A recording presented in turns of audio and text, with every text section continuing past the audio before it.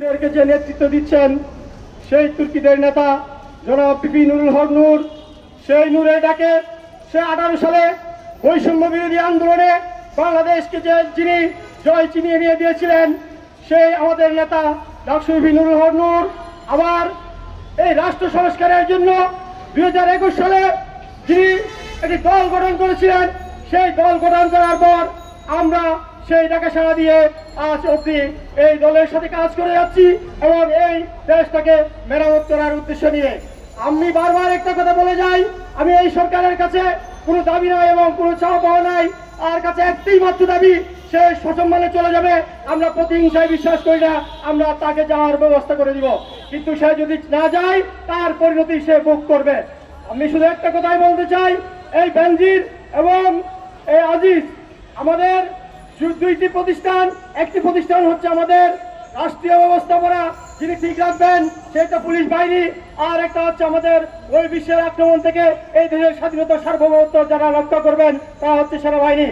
এই দুটি প্রতিষ্ঠানের বাইরে আমাদের আর যে দুইটি প্রতিষ্ঠান আছে নৌবাহিনী এবং বিমান বাহিনী, তারা কখনো একটা শক্তিশালী সেনাবাহিনীর বাইরে গিয়ে শক্তিশালী অবস্থান নিতে পারে না। এই জন্য এই দুইটা বাহিনী হচ্ছে প্রধান, এই দুটি বাহিনীর প্রধান আমাদেরকে আজকে যে কালিমায় লিপ্ত করেছে, আজকে এই জাতিকে তারা এমন একটা প্রশ্নের সম্মুখীন করেছে, আমরা যদি বিশ্বের কোথাও যাই তারা আমাদের দিকে চোখ আঙ্গুল দিয়ে দেখিয়ে দিবে তোমাদের বাহিনী প্রধানরা দুর্নীতিবাজ, তোমাদের বাহিনী প্রধানরা এই দেশের শত্রু। সেই কথা যদি আমাদেরকে বলে আমরা কখনো সেই কথার প্রতিবাদ করতে পারবো না। সেই কথার প্রতিবাদ করতে না পারার কারণে আজকে আমার যে ডিফামেশন, আজকে আমার যে মানহানি, সেই মানহানির বিচার, এই 18 কোটি মানুষের বিচার এই বাংলার জনগণকে দিয়ে গেলাম এবং আমাদেরকে যে ভালোবেসে ডাক দিয়েছে সেই 25 বছরের তরুণ, সেই 26 বছরের তরুণ আজকে 32 বছর উন্নীত করে আজকে ধারাবাহিকভাবে আন্দোলন চালিয়ে যাচ্ছে। আমরা তার নেতৃত্বে আমি চাই এই বাংলার প্রতিটা মানুষ আগামী দিনে বিভিন্ন নেতৃত্বে বাংলাদেশকে গঠন করার জন্য তারা তাদের সর্বশক্তি নিয়োগ করে বাংলাদেশের আনাচে কানাচে ঝাঁপিয়ে পড়বে। আমরা এই বৃদ্ধ নেতৃত্বের কাছে, এই অশীতিপর নেতৃত্বের কাছে আমরা আর কিছু আশা করতে পারি না।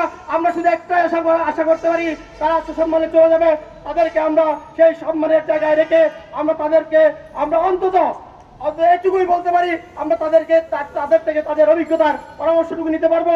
কিন্তু এই কথা আমরা কখনো অভয় দিয়ে বলতে পারবো না। তারা যে দুর্নীতি করেছে, যদি বাংলাদেশের আইনে তাদের বিচারের আওতায় আনতে হয় এবং আওতায় আসে, তাদেরকে কেউ রেহাই করতে পারবে না।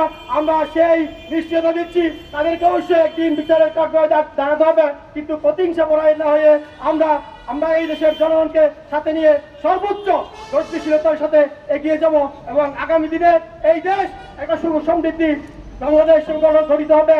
আজকে যে বৈষম্য, এই যে কুটাবতা, এই বৈষম্যের বিরুদ্ধে আজকে আবারও ছাত্র সমাজ জেগে উঠেছে। এই ছাত্র সমাজের আন্দোলনে একাত্মতা প্রকাশ করছি এবং আগামী দিনে এই ছাত্র আন্দোলন যতটুকু যে পরিমাণে যায় আমরা তাদের সাথে আছি, এই কথা ব্যক্ত করে আমি আমার বক্তব্য শেষ করছি। খুদা হাফেজ, আসসালামু আলাইকুম।